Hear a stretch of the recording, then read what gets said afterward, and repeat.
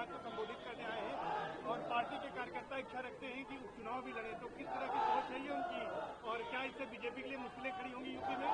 देखिए, हम लोग गठबंधन का हिस्सा है और गठबंधन का साथी होने के नाते मेरा हमेशा ये प्रयास रहता है कि गठबंधन को कैसे और मजबूत किया जा सके।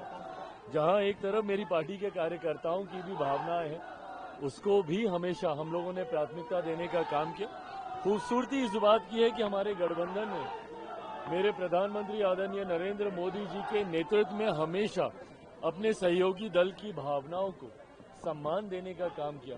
कभी हम लोगों को ऐसी परेशानी नहीं आई कि गठबंधन के भीतर बातों को सुना नहीं जा रहा या बातों को अहमियत नहीं दी जा रही। पिछले कुछ समय में आप देखेंगे हर वो आशंका जो लोक जनशक्ति पार्टी रामविलास की तरफ से मेरे द्वारा उठाई गई अलग अलग विषयों को लेकर, उसको मेरे प्रधानमंत्री ने सम्मान देने का काम किया। जब हम लोग वंचित वर्ग के कार्यक्रम में हम लोग जा रहे हैं, भले वो लेटरल एंट्री का मामला हो, सुप्रीम कोर्ट के द्वारा जो टिप्पणी की गई, इन तमाम बातों पर प्रधानमंत्री जी ने हम लोग का साथ देने का काम किया है। तो ऐसे में गठबंधन के भीतर या भारतीय जनता पार्टी की कोई चिंताएं बढ़े, ऐसा होगा नहीं। बिहार में दो राजनीतिक नेताओं में दीवानी जंग है और जीतन राम मांझी लालू प्रसाद यादव के बीच जंग चल रही है। दोनों लोग जाति पर सवाल उठा रहे हैं। जीतन राम मांझी लालू को कह रहे हैं गडेरिया है और जीतन राम लालू जी उनको कह रहे हैं आप बुधर जाति से। आखिर इससे क्या बिहार की राजनीति का भला होने वाला है? देखिए, पहली बात तो मैं जात पात धर्म मजहब की राजनीति में विश्वास नहीं रखता हूँ। ये हमारे प्रदेशों की, हमारे देश की विडंबना है और जरूरी है कि समाज के उस वंचित वर्ग को आप साथ लेकर चलें। पर इस तरीके से जातीयता के आधार पर जब आप एक दूसरे के ऊपर टिप्पणी करते हैं, मैं उसका समर्थन मैं कतई नहीं करता। हैविंग सेड दैट, जिन दोनों नेताओं का आप जिक्र कर रहे हैं, आदरणीय लालू जी, आदरणीय जीतन राम मांझी जी, दोनों उम्र में, रुतबे में, तजुर्बे में मुझसे बहुत आगे हैं, मुझसे बहुत बड़े हैं। मुझे लगता है ये दोनों सक्षम हैं एक दूसरे को अपनी बातें समझाने में। उनसे उम्र में मैं बहुत कम हूँ, तजुर्बे में मैं बहुत कम हूँ। उन दोनों के बीच में बोलना मेरा उचित नहीं बनता।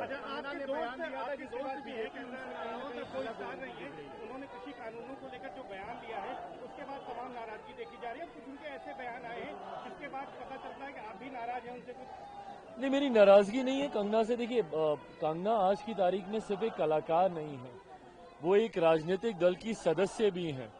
ऐसे में मैं मानता हूं आपकी अपनी सोच हो सकती है, पर जब आप एक राजनीतिक दल के साथ जब आप जुड़ते हैं तो उस दल की बातों को सामने रखना आपकी जिम्मेदारी बन जाती है, आपका उत्तरदायित्व बन जाता है।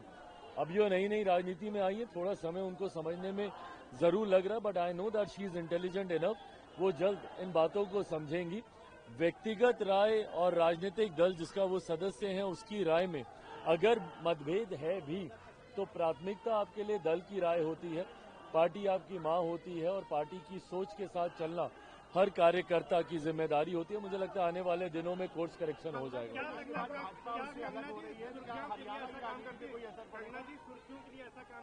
मुझे नहीं लगता। कंगना जिस क्षेत्र से आती हैं, भारतीय फिल्म इंडस्ट्री का वो बहुत बड़ा नाम है और अकेले फिल्मों को चलाने की उनकी काबिलियत रही है, उनका सामर्थ्य रहा है।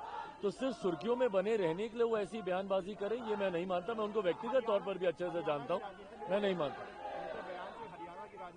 देखिए, मुझे नहीं लगता। विपक्ष के लोग हैं जो इसको भुनाने का प्रयास करेंगे, परंतु परिणामों के बाद 8 तारीख को जब हरियाणा के परिणाम आएंगे, आप देखेंगे भारतीय जनता पार्टी की मजबूत सरकार वहां पे बनने जा रही है।